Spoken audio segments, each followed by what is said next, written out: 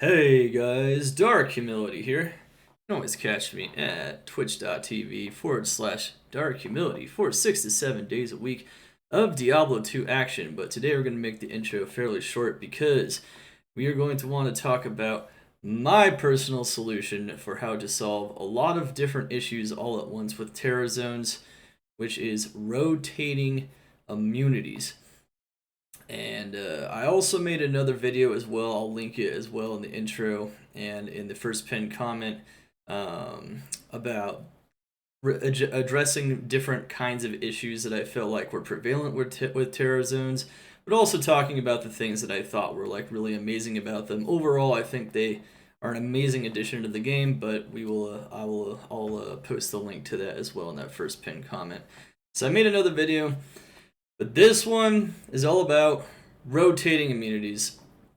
And I think this would be a simple yet elegant solution, not a lazy solution to this. I'm going to try to kind of discuss it as quickly as possible. But basically, how it works is you would have every monster in a terror zone. So once an area gets terrorized, every monster that can spawn in that area is assigned a random immunity out of all possible immunities. So anything from fire, cold, lightning, poison, physical, or magic, or none. So you could have none also be in the pool as well. And with a maximum of 3 of each immunity in each area total. So 3 monster types that can spawn in that area can get cold immune, for instance. Once it hits that maximum, though, if it does hit that maximum for any particular immune, it will no longer roll those for any of the rest of the monsters that can spawn in that area. And of course, that includes both the native monsters and the guest monsters that can spawn in the area. And those randomized immunities will be the same across all games. Of course, the exact monsters that spawn in the particular area in a particular game will be different, like they normally are anyway. Everything else about these areas will be completely the same. It will work exactly how it does. So when there's no terror zone, when an area is not terror zoned or is not terrorized, the entirety of the all of the immunes are going to be the same as they normally are. So this only applies when an area gets terrorized. And so it'll be the same for every game. That type of monster will have that immunity in every game. So then you can't kind of like circumvent it and whatnot. However, once again, like each monster will have its own immunity. There'll be different possible monster spawns in that area, of course, depending on how many types of monsters can already spawn in there, and the monster types will still be the same and whatnot as well. So this way, Terror Zones essentially is using the content that already exists. The area is already going to be unique from other Terror Zones because of the monster density, the monster types, what types of monsters that are already in there, and of course the size and geography of the area and how easy it is to access in general. That's what will make each Terror Zone unique.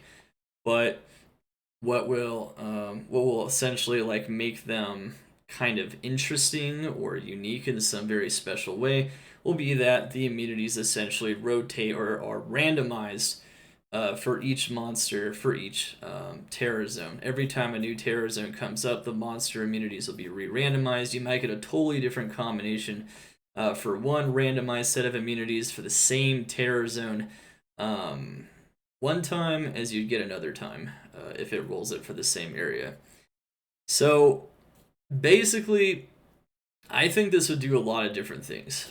One thing I think that would be extremely important, I think, is the big point that a lot of people are talking about. What Pez Radar has been talking about Hammerdins potentially being way too strong in these terror zones. And that is a pretty major concern, since most of the terror zones, the vast majority, don't have magic immunes, and that means that certain builds like the Hammerdin will just have way more access to these areas in general. But like most people, I do not think that they're going to actually nerf the Hammerdin. I don't think that's like really their philosophy. Their idea is to like make sure that the end game fantasies for each of the builds that are already strong will be maintained, and then maybe builds that don't have the best end game fantasy yet can still be improved upon, which was the philosophy of patch 2.4. So they could just do something like introduce more magic immunes, or just make it to where sometimes monsters in an area can spawn magic immune, or maybe have more magic resistance. But to me, that's a bit of like an easier solution. And I think my solution here is a lot more simple and elegant. It's not necessarily lazy, but it's also not necessarily hard. So what you'd have to do is you'd have to, code it to where in a Terra Zone specifically, the monsters do get different immunities. Um, I don't know how hard that is to code necessarily. I'm not a developer, so I'm not 100% sure about that. But that is something that I would say it's probably in between like medium and hard, because it's not as simple as just like injecting some magic resistance or magic immunity. But in terms of like what I actually think that this would actually solve, I would say that you would get a lot more party play and a lot more party investment, because now all of a sudden when there's a terror zone, it's not predictable what immunes are in that area anymore. You'll get all kinds of different things, and you're not always going to be strong in there, and you're not always going to be weak in the same terror zone.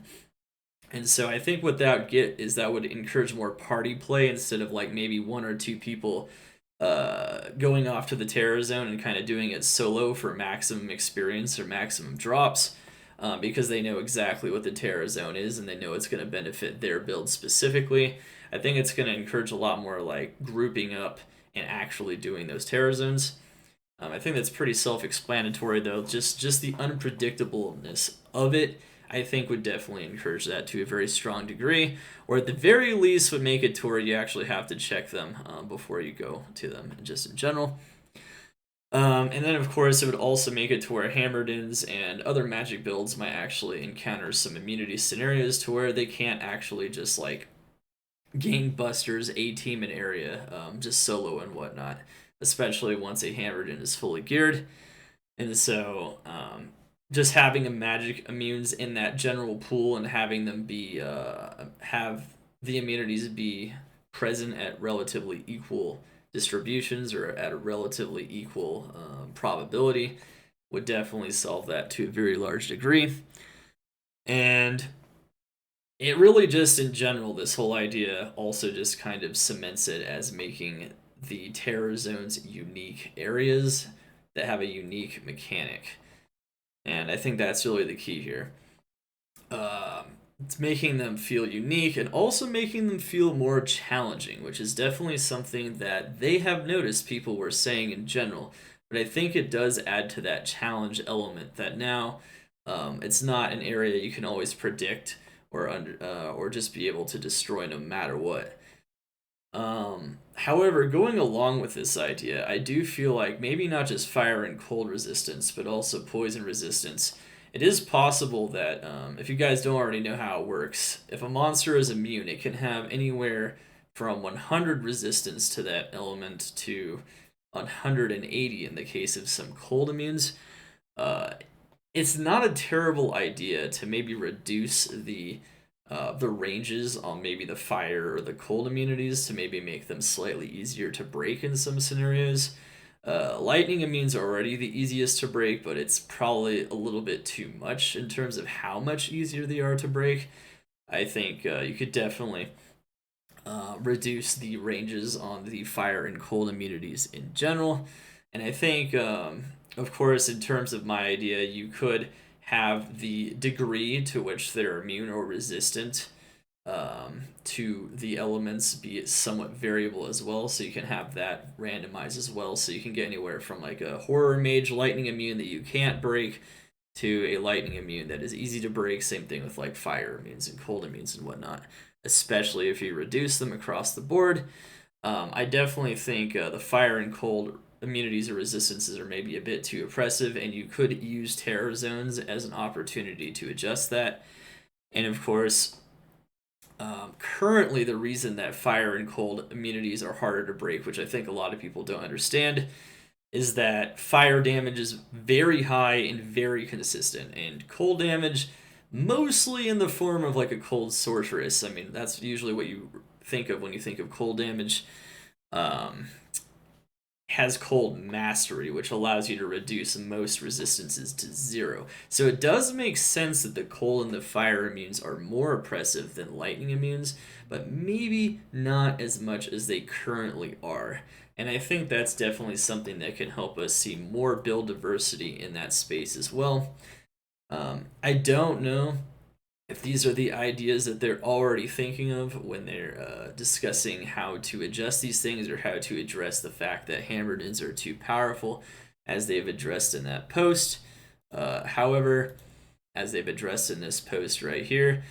However, I do think that this idea of rotating or randomized immunities definitely fits more of the idea of enhancing or enriching the content and making the terror zones really feel unique and encourage grouping at the same time, while not outright destroying or, nerfing or crapping on the Hammerdin build specifically. And since they haven't crapped on any build specifically in the past, it definitely would be consistent with that philosophy. At any rate, that's pretty much all I wanted to say today. If you guys happen to like my idea or you think this is a great idea in general, I'm not saying it will or won't be implemented. Maybe this is what they're already doing. Just let me know in the comments below if you do or you don't like this idea in general, or if you think this would definitely go a very long way towards solving a lot of the issues with maybe difficulty or lack of difficulty or lack of uniqueness, or just addressing in general like different build viabilities and different ability for builds to excel, or problems with solo or party play, people just wanting to solo these zones versus actually having an incentive to group up. Let me know what you guys actually think in the comments below. This is a solution I thought of, and of course I will see you guys ladder 2. We're gonna hit it. Hopefully we get some more news very soon. Who knows? They might even update the PTR within 1 or 2 days of this video, and we might know exactly what they're thinking very soon. But at any rate, I'll see you guys later. Remember, you can always catch me at twitch.tv/darkhumility for 6 to 7 days a week of Diablo 2 action of all kinds. And remember, you can always catch my build guides here and at Maxroll as well. I will see you guys later. Dark Humility, over and out.